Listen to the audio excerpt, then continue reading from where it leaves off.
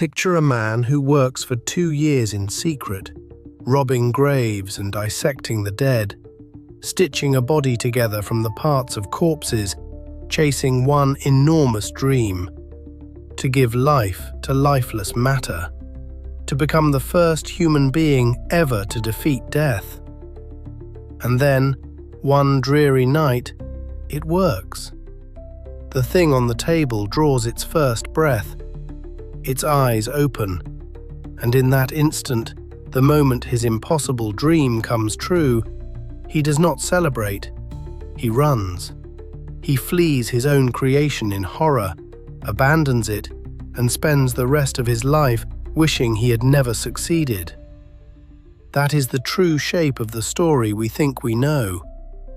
Most of us carry a picture of a lumbering green giant with bolts in its neck, grunting and menacing a village. That picture is a Hollywood invention, and it gets the whole story exactly backwards. The being Mary Shelley actually wrote is intelligent, eloquent, sensitive, desperate to be loved, and it becomes violent only after every door in the world is slammed in its face. So the real question this book asks is not who created the monster. It is a far more uncomfortable one. Which of these two is the monster?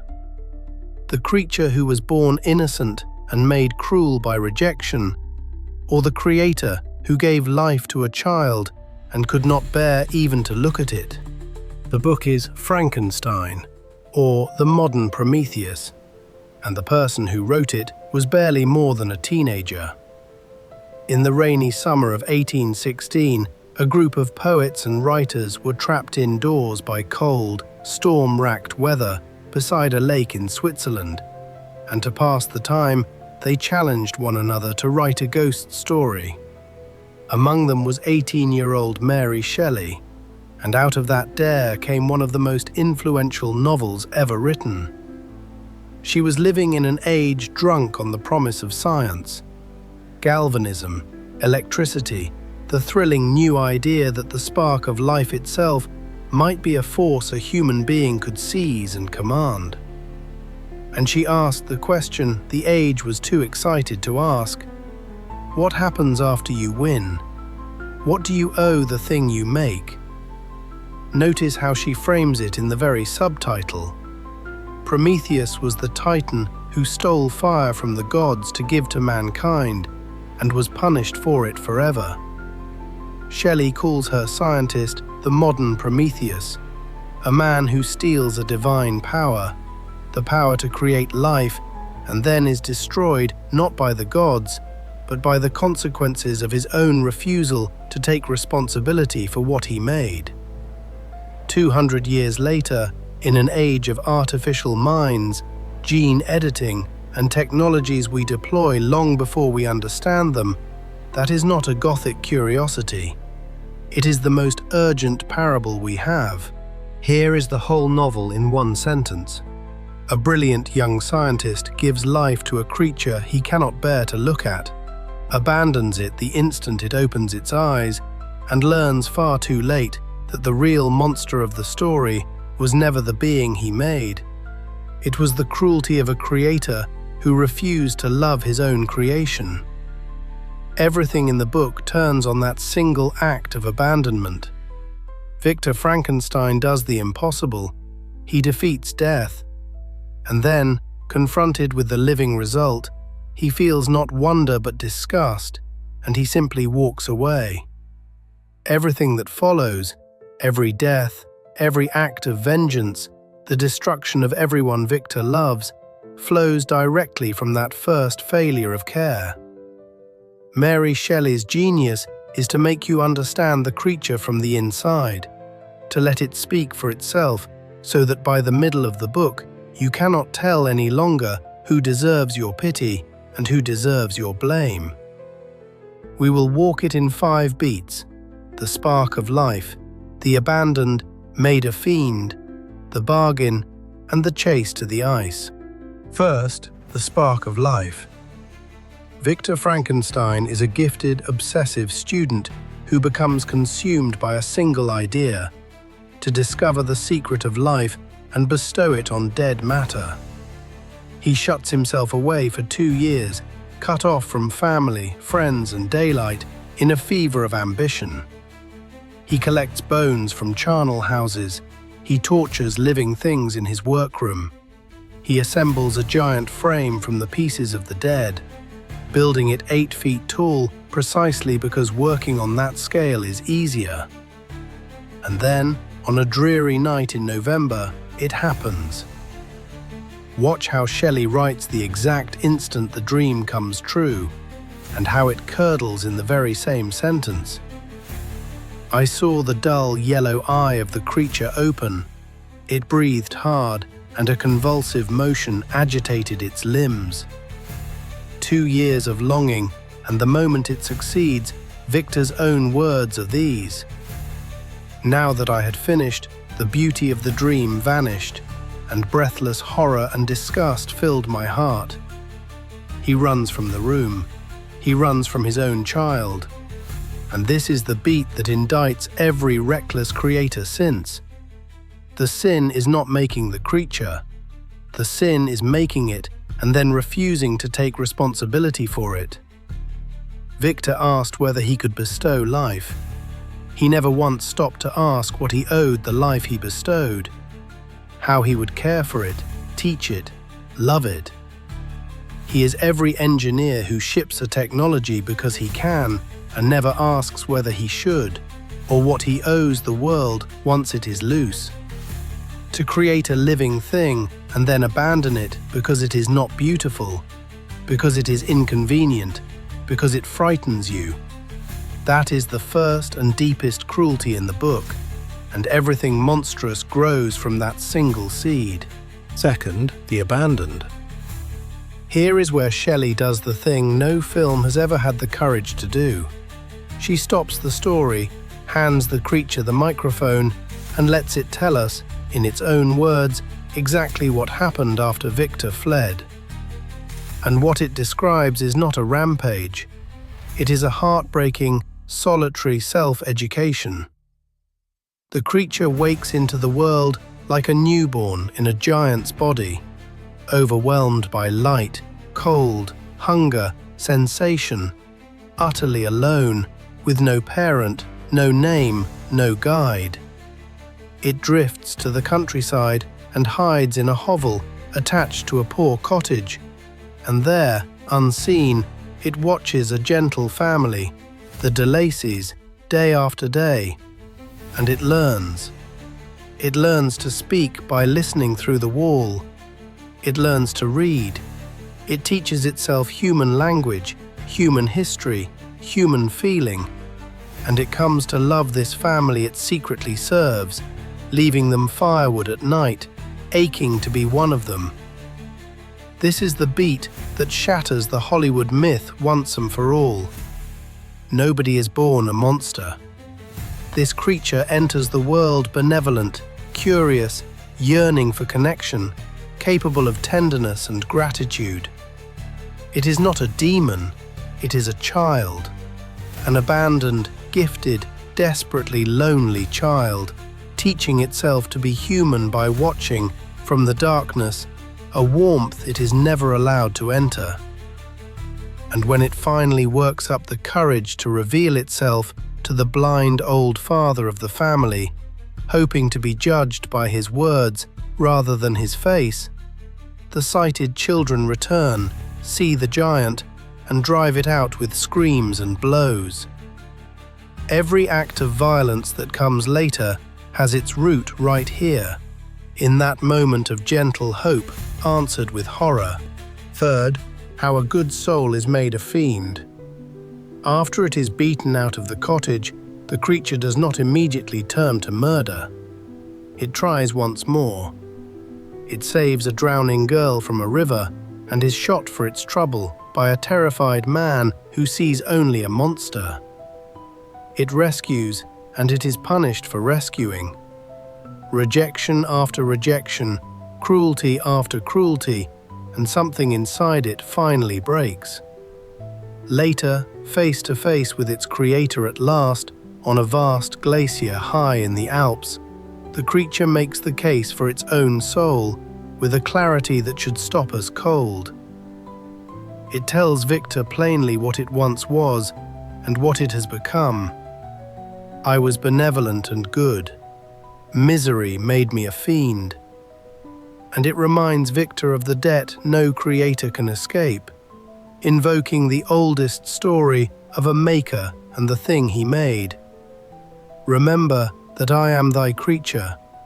I ought to be thy Adam, but I am rather the fallen angel whom thou drivest from joy for no misdeed. Read that again. I ought to be thy Adam. I should have been your beloved first child, made in your image, cherished. But I am rather the fallen angel, cast out, not for any sin of my own, but simply for existing in a form you could not love. This is the psychological engine of the entire novel, and it is terrifyingly modern.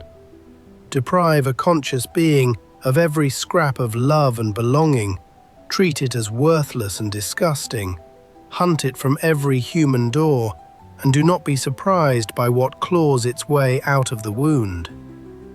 The creature was not born evil.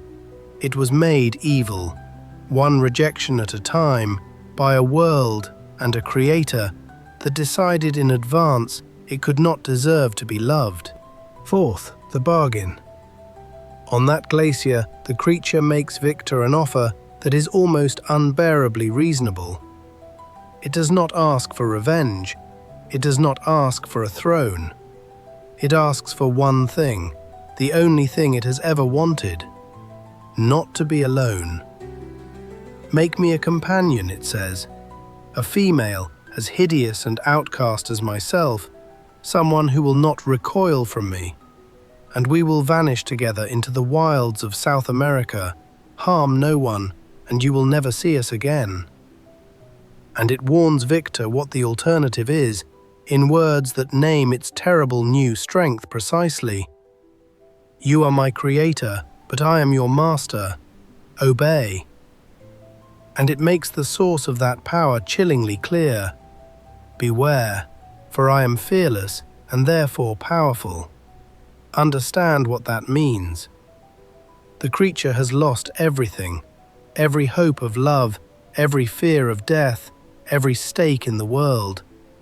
And a being with nothing left to lose is the most dangerous force there is, because you cannot threaten someone who no longer fears anything. Victor, moved despite himself, agrees and begins to build a second creature. But halfway through, revulsion and dread overwhelm him. He imagines a race of such beings loose in the world, and he tears the half-finished companion to pieces while the creature watches through the window. In that instant, Victor destroys the one thing that might have redeemed them both, the possibility that his creation could be loved, and so could stop being a monster. The creature had asked, in effect, for the one cure the whole book prescribes for cruelty, someone to belong to, and Victor, in horror, denied it. And the creature makes him a promise in return that seals both their fates. I will be with you on your wedding night. Fifth, the chase to the ice. From that broken promise, the tragedy accelerates without mercy. The creature keeps its terrible word. It strangles Victor's dearest friend. On Victor's wedding night, it murders his bride Elizabeth, and the grief kills Victor's father soon after. Everyone Victor loves is torn away, one by one, until creator and creature are the only two people left in each other's world, bound now by nothing but hatred. And so the hunter becomes the hunted, or perhaps it was always the other way around. Victor pursues the creature north, out of the human world entirely, across the frozen wastes of the Arctic, over grinding sheets of ice, each drawing the other on, neither able to live and neither able to stop. Here is the final devastating irony of the book. After a lifetime of being denied love, The only relationship the creature has left, the only being on earth who knows it exists and thinks of it constantly, is the man who hates it most. Hatred has become the last bond either of them has, and it turns out that hatred can outlast love, can burn colder and longer, can chain two souls together across the top of the world long after everything gentle between them has died. Victor finally perishes on the ice, exhausted and broken, and the creature, finding its creator dead, does not gloat. It weeps. It grieves the only companion it ever truly had, vows to build its own funeral pyre at the northernmost end of the earth, and vanishes into the darkness and distance, borne away upon the ice to be seen no more. So what does all of it add up to? Mary Shelley wrote a horror story, but the horror was never really the creature. The horror is what indifference does, what it means to bring something into being and then turn your back on it. Strip the novel down, and it is not a tale about the danger of playing God by making life. It is a tale about the danger of playing God and then walking away. Victor's crime was never the act of creation. It was the abandonment that followed, the refusal to love, teach, guide, or even look at the thing he made. And every catastrophe in the book, every death, every murder, is the interest paid on that one debt. The creature's whole tragedy can be read as a single, unanswerable protest. I did not ask to be made, and having made me, you owed me at least the mercy of not despising me. That is why the question the book leaves ringing is, who is the real monster? The being made of dead flesh, who begins in love and is broken into cruelty by an entire world's rejection? Or the brilliant man who could conquer death but could not manage the far simpler thing, to care for what he had brought to life? Shelley's answer is unsparing. The monster is not the one who looks monstrous. It is the one who refused to love. Here is the one thing to carry out of this book and into your own life. We are, all of us now, living inside Victor Frankenstein's dilemma. We build things, technologies, systems, artificial minds, tools that shape millions of lives. And the intoxicating question is always the same one Victor asked. Can I? Can it be done? Can I be the first? And Shelley's warning, 200 years old and louder every year, is that this is the wrong question, or at least only half of it. The question that actually matters comes after the spark. Now that it lives, what do I owe it? Who is responsible for it? What happens when it is loose in the world and afraid and alone? But do not make the mistake of thinking this is only about scientists and engineers. The deepest lesson is quieter and closer to home. Every one of us creates things that then have a life of their own.